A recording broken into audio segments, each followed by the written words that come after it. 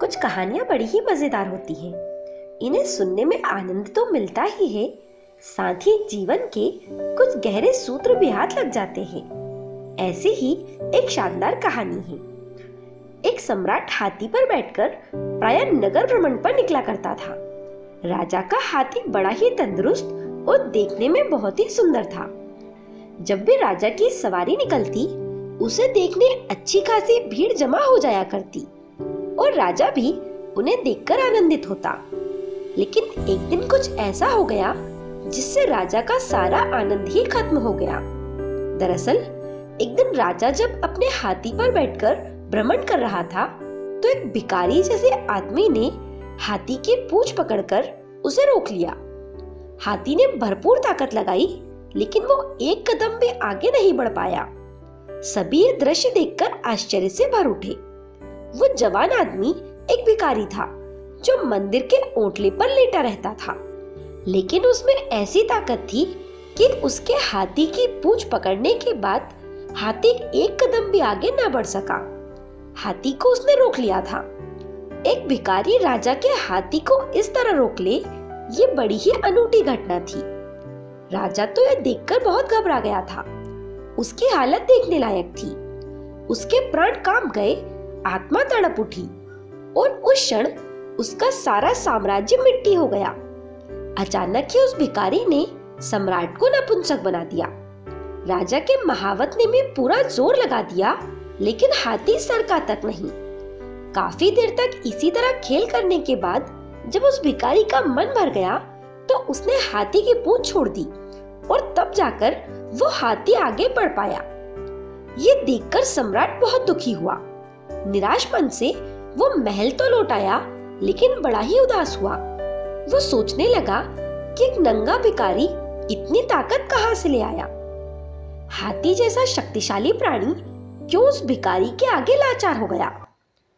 राजा के मंत्रियों ने राजा को समझाया कि आज का दिन ही कुछ खराब था। ज्योतिषियों ने कहा, महाराज, ग्रहों की दशा ठीक न होने की वजह से आज ये हुआ है, पर आगे से ऐसा नहीं होगा। तरह तरह की बातों से राजा ने भी खुद को समझा लिया, लेकिन उस दिन जो घटा वो महज एक दिन की बात नहीं थी। अब तो ये रोज का क्रम हो गया। राजा हाथी पर सवार होकर निकलता और वो भिखारी यूं ही खेल खेल में हाथी की पूंछ पकड़कर उसे रोक लेता। राजा इस घटनाक्रम से बहुत शर्मिंदा हो जाता। अब तो सम्राट को इतनी शर्म आने लगी कि उसका बाहर निकलना ही बंद हो गया। सम्राट ने बड़े वजीरों की, राज्य के बुद्धिमान मंत्रियों और अधिकारियों की सलाह इस घटना को रोकने के लिए ले ली, लेकिन कोई भी तरकीब काम न आई, क्योंकि ये परिस्थिति ही ऐसी थी जिसका किसी को कोई अनुभव नहीं था। राजा के मन की पीड़ा राजभवन से निकलकर प्रजा तक पहुंचने लगी थी। राजा को इस दुविधा से बचाने के लिए एक गरीब, अनपढ़ और देहाती बुजुर्ग राजा के पास आया और उसने उसे एक सलाह दी। उसने राजा से कहा कि उस भिखारी को खबर भेजो कि तुझे 1 रुपया रोज सम्राट की तरफ से दिया जाएगा। इसके बदले काम सिर्फ इतना होगा कि मंदिर में रोज शाम 6 बजे दिया जलाना होगा। इस सुझाव में राजा को कोई उम्मीद दिखाई नहीं दी। वो बुजुर्ग भी बिल्कुल साधारण थे, उनमें कोई आकर्षण नहीं था। उसके चेहरे से भी कोई समझदारी नहीं झांक रही थी। उसका सुझाव राजा को बिल्कुल ही फालतू जान पड़ा, लेकिन उसके पास कोई दूसरा रास्ता भी कहाँ था। राजा ने ठीक वैसा ही किया। उधर इस प्रस्ताव को सुनकर भिखारी ने सोचा, ये तो अच्छा ही है, अभी मांगकर खाना खाना पड़ता है, अब ये झंझट ही खत्म हो जाएगी। 1 रुपया मुझे यूं ही मिल जाएगा। उन दिनों 1 रुपये की बड़ी कीमत थी। 1 रुपया तो महीने भर के लिए काफी था। उसने कहा, ये तो सौभाग्य हुआ, वैसे भी मंदिर में पड़े ही रहता हूँ, तो 6 बजे दिया जलाने में भला क्या झंझट होगी। उसने इस शर्त को सहर्ष स्वीकार कर लिया। बुजुर्ग ने राजा से कहा कि अब आपका काम बन गया, बस कुछ दिन इंतजार करिए। करीब महीने भर के बाद उस बुजुर्ग ने राजा से जाकर कहा कि आज आप हाथी पर सवार होकर निकलना और मजे देखना। राजा बोला, अगर आज फिर उसने पूंछ पकड़कर हाथी को रोक लिया तो क्या होगा? बुजुर्ग बोला, आप बेफिक्र होकर सवारी का आनंद लें। मैंने अपने बाल धूप में सफेद नहीं किए हैं। राजा डरते डरते हाथी पर बैठ गया, लेकिन वो निश्चिंत बिल्कुल नहीं था। उसके मन में एक अजीब सा डर बना हुआ था। उस चौराहे के पास जाकर तो राजा की धड़कनें ही बढ़ने लगी। लेकिन फिर गजब हो गया। भिखारी ने अपने क्रम के हिसाब से हाथी की पूंछ पकड़ी, लेकिन हाथी को इस बार उससे कुछ फर्क ही नहीं पड़ा। हाथी उसको घसीटता हुआ आगे बढ़ चला।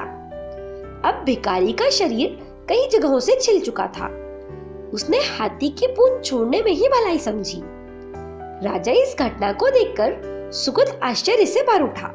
वो सोचने लगा कि उस बुजुर्ग ने ये भला कौन सी तरकीब लगाई जो काम आ गई। वही हाथी, वही भिखारी, वही सड़क और वही लोग। तो फिर अंतर कहाँ पड़ गया? राजा के मन में उथल पुथल मच गई। वो जल्दी से राजभवन पहुंचा और बुजुर्ग को बुलाकर उससे इसका राज जानना चाहा। राजा ने उस बुजुर्ग से कहा, तुमने ये कमाल कैसे कर दिया? तुम कौन सी विद्या जानते हो? बुजुर्ग ने कहा, महाराज, इसमें कोई बड़ा रहस्य नहीं है। असल में बेफिक्री ही उस भिखारी की असली ताकत थी और रोज 1 रुपया देकर हमने उसकी बेफिक्री को छीन लिया है। अब वो दिन में 4 दफा घड़ी देखता है कि कहीं 6 तो नहीं बज गए, कहीं चूक ना हो जाए, कहीं वो भूल ना जाए। पहले तो बेसमय जीता था, उसे फिक्र का नाम तक पता नहीं था, लेकिन अब वो फिक्र में पड़ गया है। एक खटका 24 घंटे उसके मन में बना रहता है। रात में भी वो खटका बना रहेगा और रुपये मिलने लगेंगे तो गिनती करने लग जाएगा। महीने का खर्च तो 1 रुपए से हो जाएगा, बाकी 29 रुपए बच जाएंगे तो 1 साल में वो कितने हो जाएंगे और फिर अगले 10 सालों में वो कितने हो जाएंगे, उनका उपयोग भी तो करना होगा। वो अब 99 के फेर में पड़ चुका है और इस फेर से कोई भी नहीं निकल सकता। अब वो सपने देखने लगा है। सपने और खटके में उसकी जो प्रगाढ़ ऊर्जा है वो लग रही है। अब वो पहले जैसी बेफिक्री वाला जीवन दोबारा कभी नहीं जी सकेगा। इतना राज बताकर बुजुर्ग वहां से चला गया। सम्राट को उसी पल से उस अनपढ़, अशक्त, गरीब और देहाती बुजुर्ग से ईर्ष्या होने लगी। वो सोचने लगा कि इतना बुद्धिमान कोई कैसे हो सकता है। तो असल में एक सम्राट भी ईर्ष्यालु हो सकता है। एक मामूली सा भिखारी भी हाथी की पूंछ पकड़कर उसे रोक सकता है और एक सामान्य सा दिखने वाला आदमी भी राजा को कुछ ज्ञान की बातें बता सकता है। इस संसार में कुछ भी असंभव नहीं है। ये कहानी आपको कैसी लगी मुझे कमेंट करके जरूर बताएं। मेरे साथ बने रहने के लिए आप सभी का धन्यवाद।